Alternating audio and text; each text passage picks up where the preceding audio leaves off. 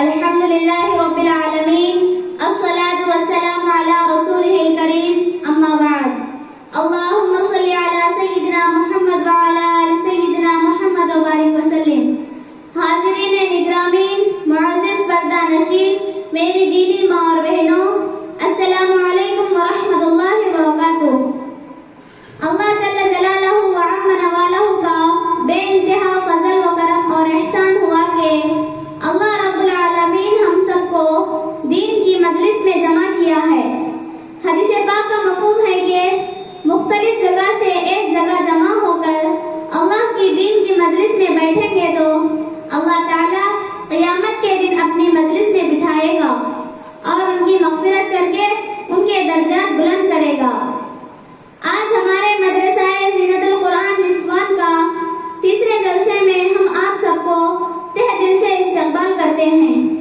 الحمدللہ اللہ کے فضل سے گزشتہ 7 اگست 2014 میں ہمارا مدرسہ زینت القرآن ایک مکتب کی شکل میں 4 طلبہ کے ساتھ شروع ہوا اور آج ایک مدرسے کی شکل میں دینی اور دنیاوی تعلیم کے ساتھ خدمت دے رہا ہے. الحمدللہ ہمارے مدرسے کے فرسٹ بیچ کے 4 طلبہ اس مدرسے کی مکمل تعلیم حاصل کیے ہیں. اس مدرسے میں بہت سے طلبہ آئے ہیں اور درمیان میں چلے گئے ہیں، لیکن یہ 4 طلبہ اس مدرسے کی مکمل تعلیم حاصل کیے ہیں. اس لیے ان کو جلسے کے موقع پر مدرسے کی طرف سے ان کو سرٹیفکیٹ دیا جائے گا. آج ہمارے مدرسے کے جلسے کا پروگرام کا آغاز اللہ کی تعریف سے شروع ہو رہا ہے. جماعت اول کی طلبہ سبیحہ بنت نور بادشاہ اللہ کی تعریف کو اردو زبان میں آ کر تقریر پیش کریں. السلام علیکم ورحمۃ اللہ وبرکاتہ. میرا نام شیخ سبیحہ. میں نے اللہ کو ڈھونڈا تو اس نے اپنا تعارف کروایا. اللہ لا الہ الا هو الحی القیوم. میں وہ ہوں جو موت سے پاک ہوں. اب پاور من کر چلو اس اللہ کی جس کی شہنشاہی ہے. اس اللہ کے پاور من کر چلو جس نے مجھے بنایا. اس اللہ کے پاور من کر چلو جس نے مجھے آنکھوں کا نور دیا، زبان میں بول دیا، جسم میں طاقت دی، عقل کو سمجھنے کا اصول دیے. اس اللہ کے پاور من کر چلو جس نے قرآن کو اتارا، جس نے دھرتی کو بچھایا، جس نے آسمان کو اٹھایا. آسمان کی چھت میرے اللہ کے قبضے میں ہے، زمین کا فرش میرے اللہ کے قبضے میں ہے. سردی کا موسم میرے اللہ کا ارادہ ہے، گرمی کی تپش میرے اللہ کا ارادہ ہے. بادلوں سے پانی کا گرنا میرے اللہ کا ارادہ ہے. برف کا گرنا میرے اللہ کی بادشاہی ہے. اور طوفانوں کا آنا، بجلیوں کا چمکنا، بادلوں کی گرج، موسموں کا تبدیل ہونا، درخت کے پھل، پھولوں کے ذائقوں میں خوشبو، پھولوں میں مٹھاس، پھولوں کے اوپر چھلکے، ایک انار ہی میرے رب کی قدرت کا ہی شاہکار ہے. دانا دانا ذرا جوڑ کر دکھاؤ، پھر اس کی پیکنگ کر کے دکھاؤ، پھر اس میں رنگ بھر کے دکھاؤ، پھر اس میں ذائقہ بھر کے دکھاؤ. گائے کی تھن میں نکلا ہوا دودھ دیکھو، ہرن کے نافے میں مشک اور سام کے منہ میں زہر اور مکھی کے منہ میں شہر. آدم کی ساری نسل کا مالک، 2 پاؤں پہ چلنے والا مالک، پانی کی مخلوق، ہوا کی مخلوق، زمین کی مخلوق، رینگنے والے، اڑنے والے، تیرنے والے، چپٹنے والے، بھاگنے والے، دانتنے والے، سب پر میرے اللہ کی شہنشاہی ہے. لہو ما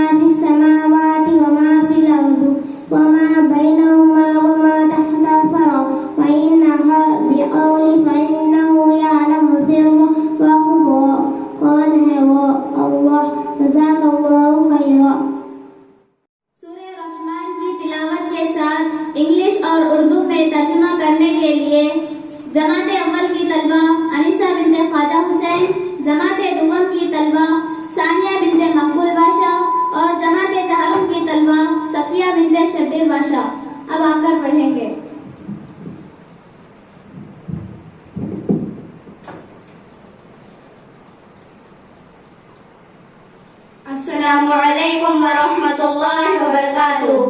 اعوذ باللہ من الشیطان الرجیم. پناہ مانگتی ہوں میں اللہ سے شیطان مردود کی. I seek refuge with Allah from the accursed shaitan. بسم اللہ الرحمن الرحیم. شروع اللہ کے نام سے جو بڑا مہربان نہایت رحم والا ہے. In the name of Allah, the entirely merciful, the expressly merciful. الرحمن علم القرآن. رحمان نے سکھلایا قرآن. The most merciful taught the Quran. خلق الانسان. بنایا آدمی کو. Created man. علمہ البیان. پھر سکھلایا اس کو بات کرنا. Taught him eloquence. الشمس والقمر بحسبان. سورج اور چاند کے لیے ایک حساب ہے. The sun and the moon move by precious calculation. والنجم والشجر يسجدان. اور جھاڑ اور درخت مشغول ہے سجدے میں. And the stars and trees prostrate. والسماء رفعها ووضع الميزان. اور آسمان کو اونچا کیا اور رکھی ترازو. And the heaven he raised and imposed the balance. ألا تطغوا في الميزان. کہ زیادتی نہ کرو ترازو میں. That you not transgress within the balance. وأقيموا الوزن بالقسط فلا تخسروا الميزان. اور سیدھی ترازو تولو انصاف سے اور مت گھٹاؤ تول کو. And establish weight in justice and do not make deficient the balance. والأرض وضعها للأنام. اور زمین کو بچھایا خلق کے واسطے. And the earth he laid for the creatures. فيها فاكهة والنخل ذات الأكمام. اس میں میوے ہیں اور کھجورے جن کے میوے پر غلاف ہے. Therein is fruit and palm trees having shades. والحب ذو العصف والريحان. اور اس میں ہے اناج جس کے ساتھ بھونس ہو اور خوشبودار پھول. And grain having husk and stunted plants. فبأي آلاء ربكما تكذبان. پھر تم اپنے رب کی کیا کیا نعمتیں جھٹ لاؤ گے. So which of the flavors of your Lord would you deny? خلق الإنسان من صلصال كالفخار. آدمی کو ٹیکرے کی طرح کھنکھناتی ہوئی مٹی سے بنایا. He created man from clay like pottery. وخلق الجان من مارج من نار. اور جن کو آگ کے لپٹ سے بنایا. And he created the jinn from smokeless flame of fire. فبأي آلاء ربكما تكذبان. پھر تم اپنے رب کی کیا کیا نعمتیں جھٹ لاؤ گے. So which of the flavors of your Lord would you deny? رب المشرقين ورب المغربين. دو مشرقوں کے مالک دو مغربوں کا مالک. Lord of the two sunrises and Lord of the two sunsets. فبأي آلاء ربكما تكذبان. پھر تم اپنے رب کی کیا کیا نعمتیں جھٹ لاؤ گے. So which of the flavors of your Lord would you deny? مرج البحرين يلتقيان. پھیلائے دو دریا مل کر چلنے والے. He released the two seas meeting.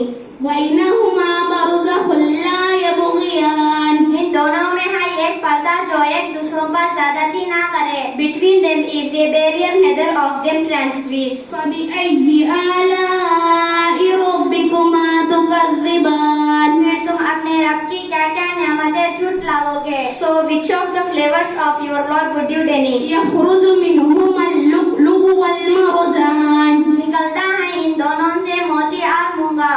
From both of them emerges pearl and coral. فبأي آلاء ربكما تكذبان. پھر تم اپنے رب کی کیا کیا نعمتیں جھٹ لاؤ گے. So which of the flavors of your Lord would you deny? وله الجوار المنشآت في البحر كالأعلام. اور اسی میں ہے جہاز اونچے کھڑے دریا میں جیسے پہاڑ. And to him belong the ship elevated in the sea like mountains. فبأي آلاء ربكما تكذبان. پھر تم اپنے رب کی کیا کیا نعمتیں جھٹ لاؤ گے. So which of the flavors of your Lord would you deny? جزاک اللہ خیرا.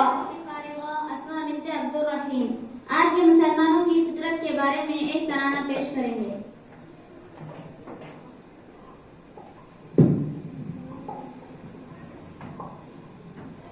تم کیسے مسلمان ہو، تم کیسے مسلمان، تم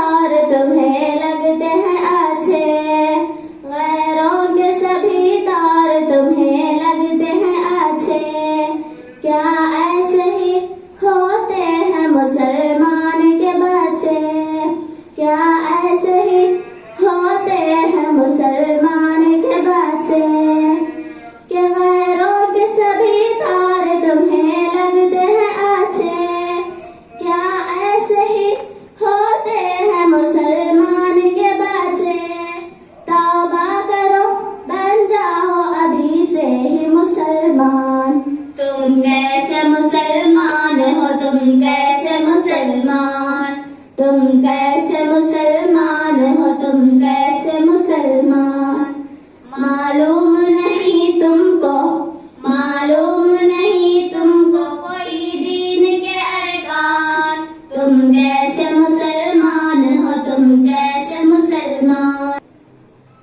تم کو نہیں معلوم کہ ایمان ہے کیا چیز، تم کو نہیں معلوم کہ ایمان ہے کیا چیز، قرآن ہے کیا آقا کا فرمان ہے کیا چیز، قرآن ہے کیا آقا کا فرمان ہے کیا چیز، کہ تم کو نہیں معلوم کہ ایمان ہے کیا چیز، قرآن ہے کیا آقا کا فرمان ہے کیا چیز، لوٹاؤ ابھی وقت ہے بہکے ہوئے انسان، تم کیسے مسلمان ہو، تم کیسے مسلمان، تم کیسے مسلمان ہو، تم کیسے مسلمان، معلوم نہیں تم کو، معلوم نہیں تم کو کوئی دین کے ارکان، تم کیسے مسلمان ہو، تم کیسے مسلمان،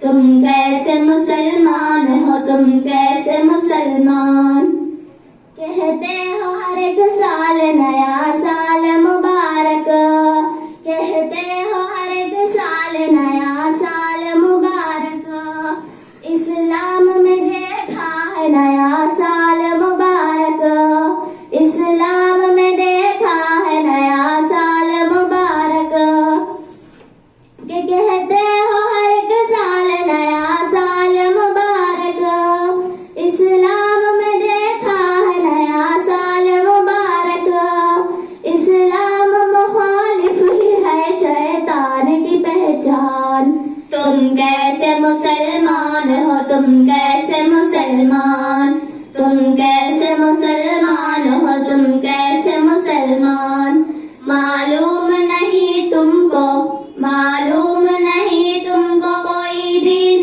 کے ارکان، تم کیسے مسلمان ہو، تم کیسے مسلمان، اللہ کی لاٹھی میں نہیں ہوتی ہے آواز، اللہ کی لاٹھی میں نہیں ہوتی ہے آواز، مٹی میں ہی آخر کو ملا کرتی ہے ممتاز، مٹی میں ہی آخر کو ملا کرتی ہے ممتاز، کہ اللہ کی لاٹھی میں نہیں ہوتی ہے آواز، مٹی میں ہی آخر کو ملا کرتی ہے ممتاز، اچھا نہیں منہ موڑنا حق بات سے نادان، تم کیسے مسلمان ہو، تم کیسے مسلمان، تم کیسے مسلمان ہو، تم کیسے مسلمان، معلوم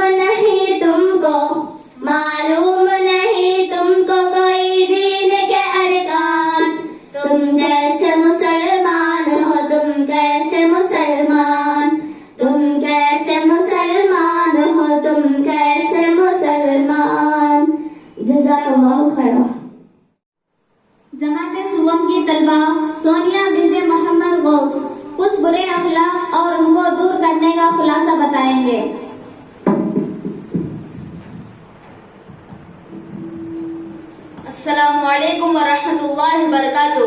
میرا نام شیخ سونیا. حضرت عائشہ رضی اللہ عنہ فرماتے ہیں کہ میں نے رسول اللہ صلی اللہ علیہ وسلم کو ارشاد فرماتے ہوئے سنا, مومن اپنے اچھے اخلاق کی وجہ سے روزہ رکھنے والے اور رات بھر عبادت کرنے والے درجے کو حاصل کر لیتا ہے. دیکھو, اچھے اخلاق سے دل جڑتے ہیں, برے اخلاق سے دل ٹوٹتے ہیں. آج کل معاشرے میں برے اخلاق عام ہو چکے ہیں, جیسے غصہ, حسد, غیبت, تکبر, حرص, ریا, مال کی محبت, کنجوسی, دنیا کی محبت, کینہ. ایسے برے اخلاق سے اپنے نیکیوں کو خراب کر دیتے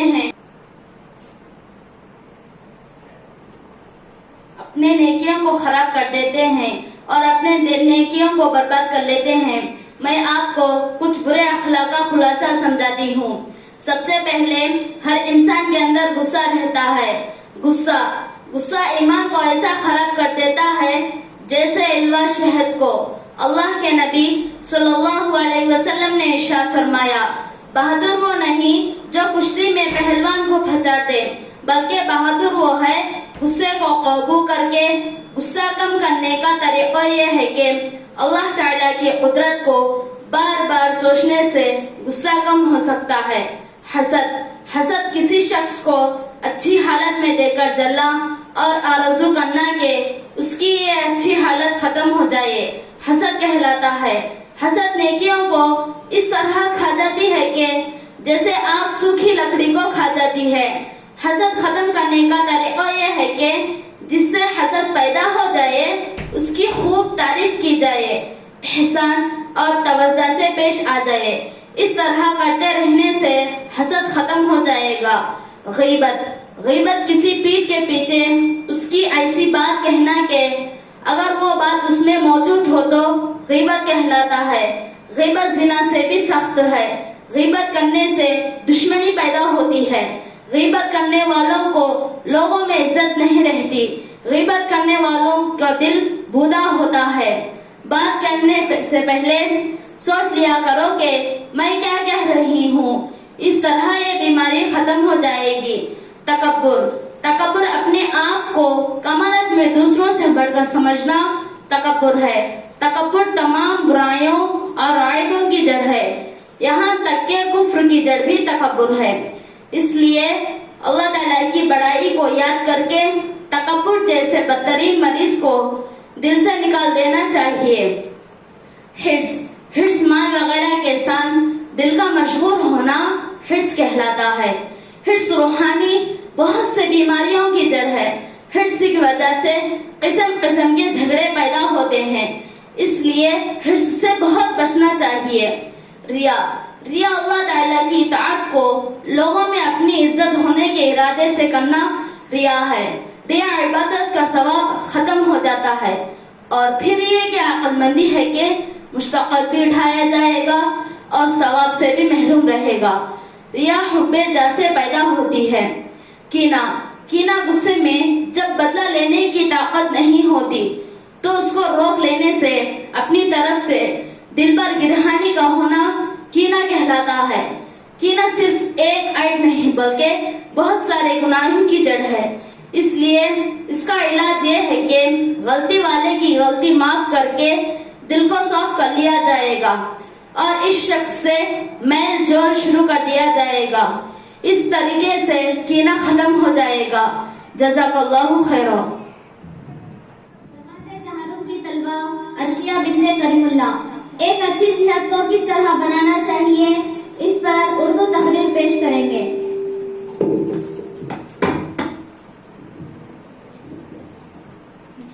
السلام علیکم ورحمۃ اللہ وبرکاتہ.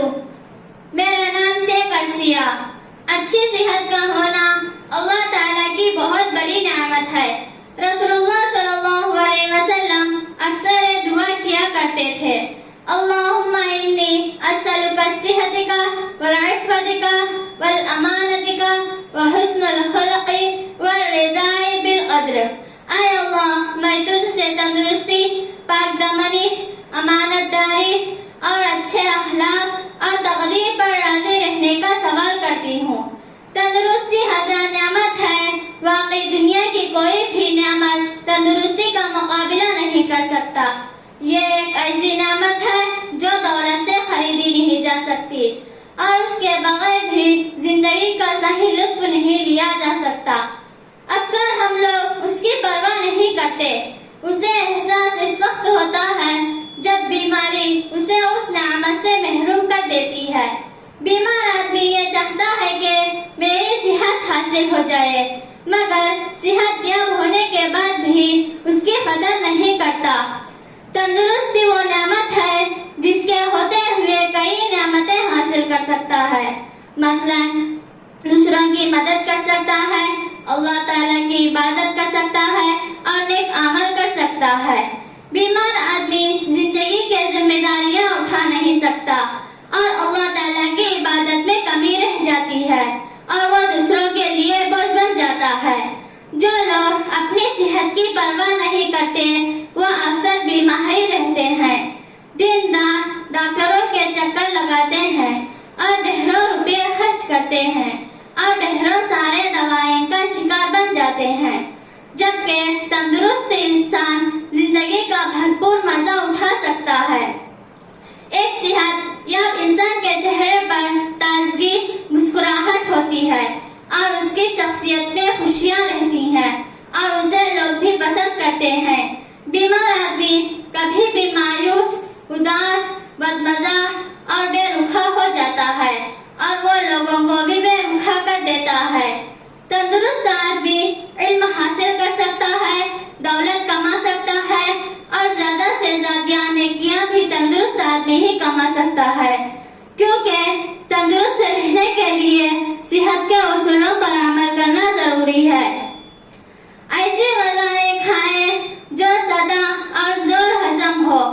फास्ट फूड खानों पर परहेज करें, ज्यादा से ज्यादा पानी पिए। सेहत की ग़िज़ाएं यानी दूध, फल, सब्जियां और गोश्त इस्तेमाल करें। हज्जाज बिन यूसुफ ने अपने दौर के मशहूर तबीब शाइब बिन ज़ैद रज़ियल्लाहु अन्हु फरमाते हैं कि मुझे सेहत की अच्छी बातें बताई है। तबीब ने कहा, गोश्त खाओ तो सिर्फ जवान जानवर का ही खाओ और दोपहर का खाना खाकर थोड़ी देर सो जाओ और रात का खाना खाकर चलो, चाहे तुम्हें कांटों पर चलना पड़े। जब तक पेट की पहली ग़िज़ा हजम ना हो, जब तक दूसरा खाना ना खाओ, चाहे तुम्हें 3 दिन लग जाए। फलों को नए मौसम में खाओ, अगर मौसम जाने लगे तो फल खाना छोड़ दो। खाना खाकर पानी पीने से बेहतर है कि जहर पी लो, वरना खाना ही ना खाओ। हजरत अबू सईद खुदरी रज़ियल्लाहु अन्हु से रिवायत है कि रसूलुल्लाह सल्लल्लाहु अलैहि वसल्लम ने इरशाद फरमाया, नहा मुंह पानी पिया तो उसकी ताकत कम हो जाएगी। और इमाम शाफी रहमतुल्लाह अलैह ने फरमाया कि 4 चीजें बदन को खराब कर देती है, उनमें से 3 ये हैं, नहा मुंह पानी पीना, तश चीजें खाना, फिक्र व गम ज्यादा करना। हमें चाहिए कि सेहत की नेमतों के हुसूलों के लिए ज्यादा से ज्यादा कोशिश करें और अपनी सेहत का ख्याल रखें। जज़ाकल्लाहु खैरा। पर एक तराना पेश करेंगे।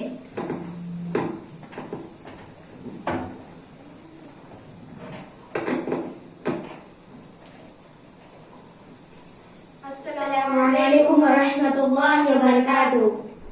हिजाब है ढाले आसरा है, ये कीमती शे को ढांपता है, ये कीमती शे को ढांपता है। हिजाब पहनो है मेरी बहनों, हिजाब पहनो है मेरी बहनों, के हक में रब को बजा है लाना, नबी से मिलना है हशर के दिन, नबी से मिलना है हशर के दिन, माइशा को है मुँह दिखाना।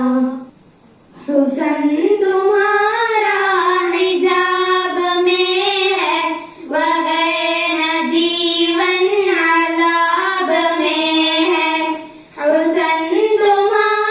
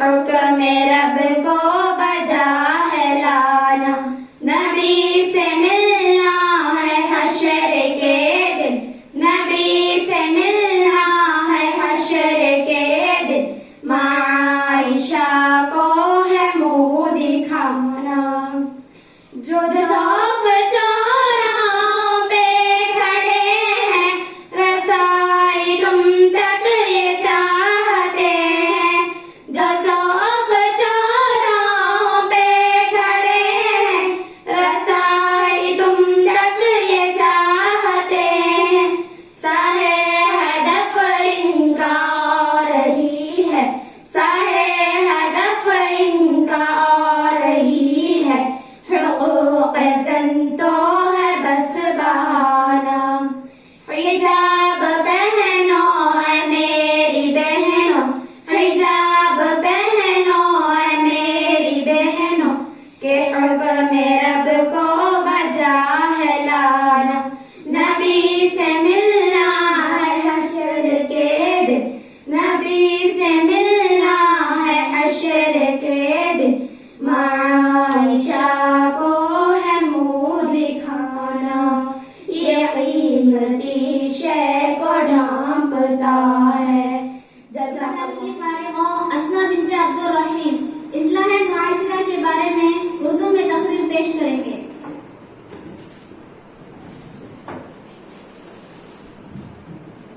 السلام علیکم ورحمۃ اللہ وبرکاتہ۔ میرا نام اسما۔ اسلام کا کلمہ پڑھ لینے سے اور اپنا دین اسلام بنا لینے سے انسان کی زندگی چاہے مرد ہو یا عورت غیر مسلموں سے الگ ہو جاتی ہے۔ ہر کام میں آپ صلی اللہ علیہ وسلم کی اطاعت کرنا لازم ہو جاتا ہے، لیکن آج کل کے مسلمانوں نے اپنی زندگی میں غیر مسلموں اور عیسائیوں کے طریقوں کو اپنا لیا ہے، جیسے بے حیائی، شعر و اشعار۔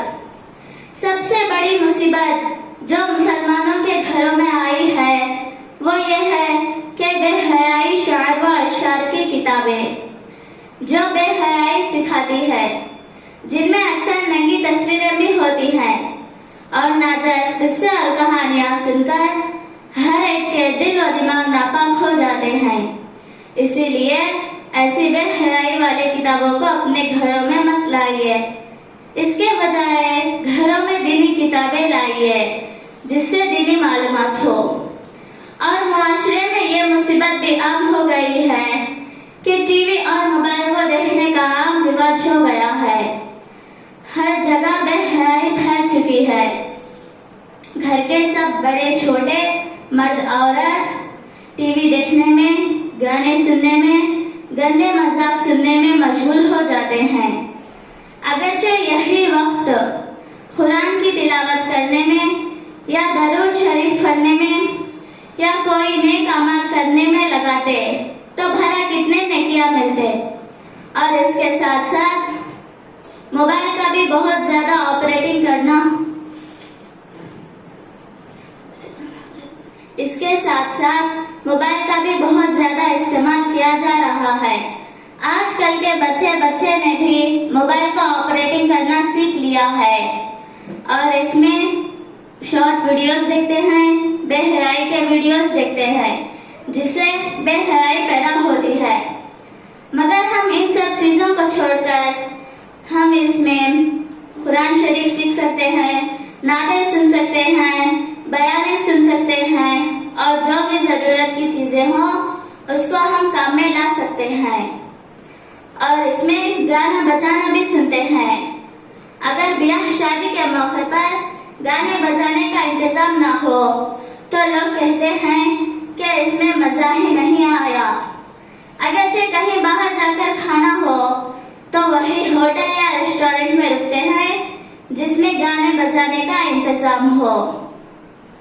آپ صلی اللہ علیہ وسلم نے فرمایا ہے کہ اللہ تعالیٰ نے مجھ کو رحمت اور ہدایت والا بنا کر بھیجا ہے اور فرمایا ہے کہ گانے بجانے کی چیزوں کو مٹا دو۔ لیکن اب جو آپ کے بارے میں نعتیں پڑھ رہے ہیں یہ سب ہارمونیم کے ساتھ پڑھتے ہیں اور سنتے ہیں۔ جس چیز کو को आप बिताने आए थे उसी चीज के साथ आपके नादन पड़ रहे हैं और इसके साथ साथ थिएटर और सिनेमा को भी जाते हैं।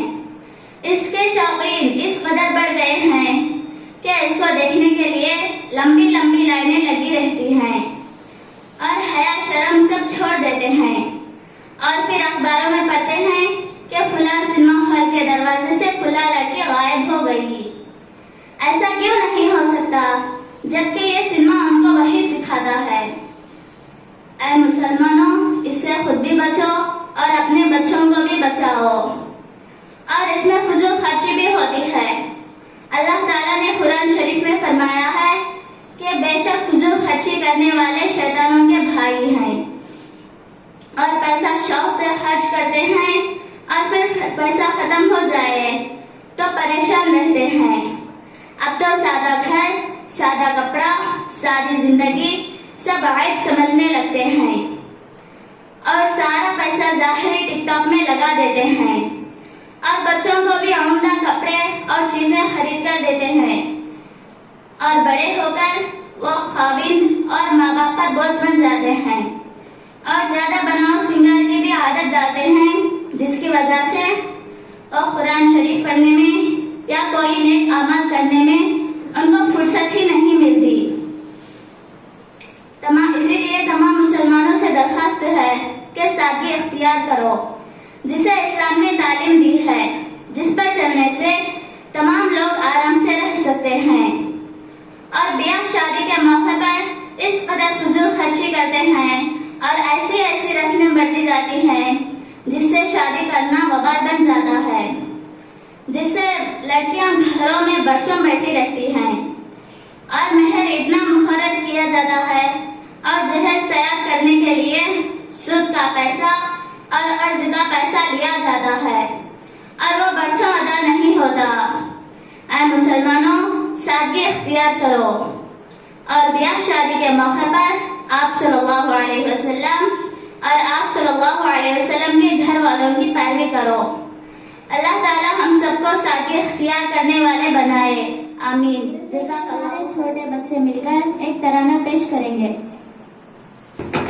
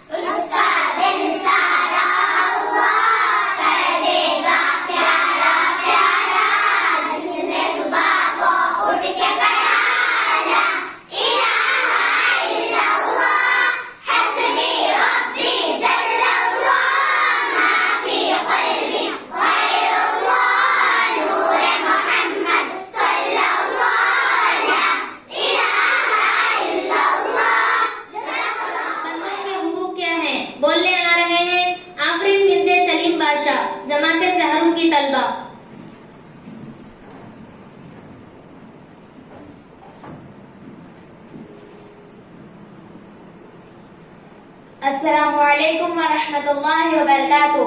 میرا نام شیخ آفرین. جب آدمی دنیا میں آتا ہے, چاہے مرد ہو یا عورت, اسے دوسرے مسلمان کے ساتھ مل کر رہنا پڑتا ہے, اور شریعت کا حکم ہے کہ سب کے حقوق کا دھیان رکھو جو اللہ تعالیٰ اور اس کے رسول صلی اللہ علیہ وسلم نے بتائے ہیں. ایک دوسرے کی حق تلفی کرنے سے, اس کے آگے پیچھے بے ابروئی کرنے سے یا کسی کا پیسہ رکھ لینے سے قیامت میں بڑی مصیبت کا سامنا ہوگا. ہمارے نبی صلی اللہ علیہ وسلم نے ارشاد فرمایا, اپنے کسی بھائی پر ظلم کیا یا اس کی بے عزتی کی یا کسی قسم کی حق تلفی کی تو قیامت کے روز نہ اشرفی پاس ہوں گے نہ روپیہ پاس ہوگا. حق ادا کر کے یا معافی مانگ کر اسے اپنے جان سے چھڑا لے. اگر نیک اعمال ہوں گے تو قیامت کے روز ظلم کے برابر اسے دے دیے جائے گا جس کی حق تلفی کی ہے. اس کی نیکیاں نہ ہوں گی, جس پر ظلم ہوا ہے اس کی برائیاں ظالم پر ڈال دی جائے گی. اس حدیث شریف سے معلوم ہوا ہے کہ صرف پیسہ روپیہ رکھ لینا ہی ظلم نہیں ہے, بلکہ گالی دینا, تہمت لگانا, غیبت کرنا, بیجا مارنا, بے آبرو کرنا بھی ظلم اور حق تلفی ہے. بہت سے لوگ اپنے کو دیندار سمجھتے ہیں مگر ذرا بھی وہ ان باتوں سے نہیں بچتے. یہ یاد رکھو کہ اللہ تعالیٰ اپنے حق کو توبہ کرنے اور استغفار کرنے سے معاف فرما دیتے ہیں, مگر بندوں کی جو حق تلفی کی جاتی ہے, ان پر جو ظلم کیا جاتا ہے, اس کی معافی نہیں ملے گی. حق ادا کر دے یا اسی دنیا میں ہی معافی مانگ لے. حضرت سفیان ثوری رحمۃ اللہ علیہ نے ارشاد فرمایا, اگر انسان خدائے تعالیٰ کی 70 نافرمانیاں کر کے قیامت میں پہنچے تو یہ جرم اس سے بہت ہلکا ہے کہ کسی بندے کا ایک حق لے کر میدان حشر میں جاوے. اللہ تعالیٰ اسی وجہ سے بے نیاز ہیں, وہ معاف فرما دیتے ہیں, مگر یہ بندے عاجز اور بیچارے ہیں. قیامت کے روز بہت سے بے بس ہوں گے, وہ ذرا ذرا سا اپنا سہارا تلاش کرتے ہوں گے.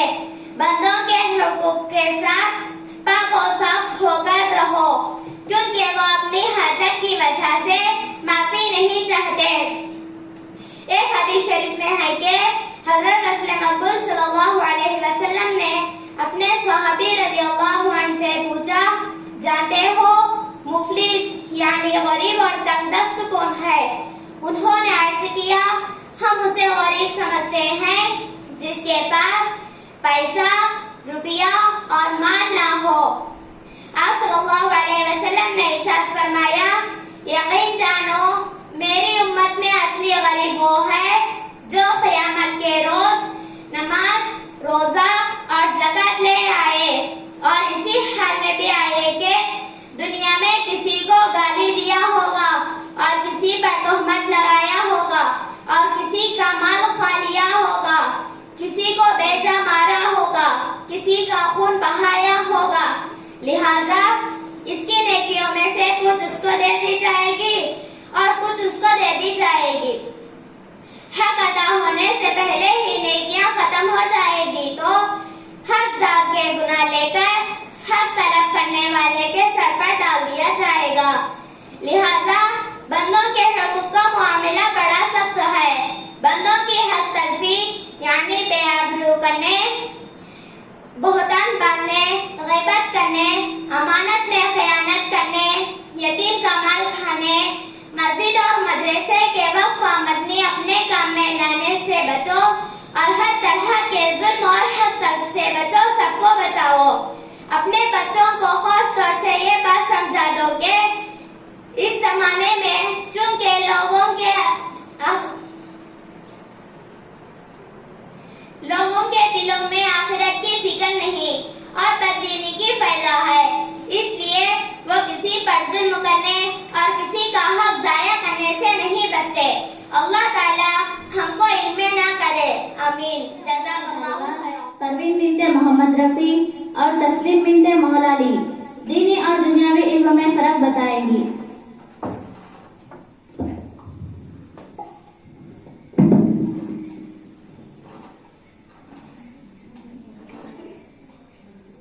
السلام علیکم ورحمۃ اللہ وبرکاتہ۔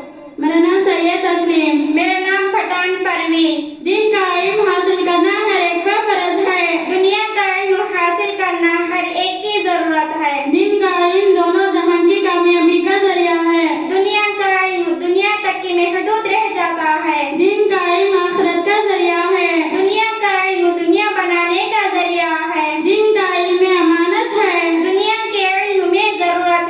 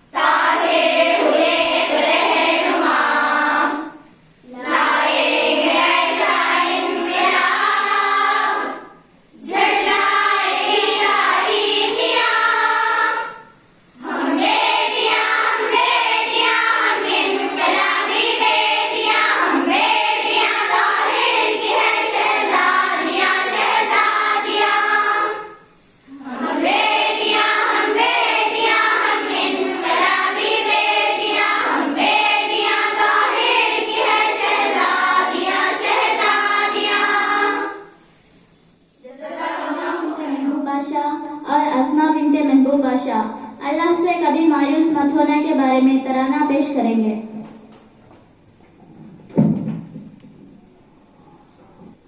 السلام علیکم ورحمۃ اللہ وبرکاتہ۔ کبھی مایوس مت ہونا، امیدوں کے سمندر میں تلادم آتے رہتے ہیں، سفینے ڈوبتے بھی ہیں، سفر لیکن نہیں رکتا، مسافر ٹوٹ جاتے ہیں، مگر ملا نہیں تھکتا، سفر طے ہو کے رہتا ہے، سفر طے ہو کے رہتا ہے۔ کبھی مایوس مت ہونا، اندھیرا کتنا گہرا ہو، کبھی مایوس مت ہونا، اندھیرا کتنا گہرا ہو، کبھی مانگ کر دیکھو تمہاری آنکھ کے آنسو، یوں ہی ڈھلنے نہیں دے گا تمہاری آس کی گاگر، کبھی وہ آس کا دریا کہیں گرنے نہیں دے گا، کہیں مڑنے نہیں دے گا۔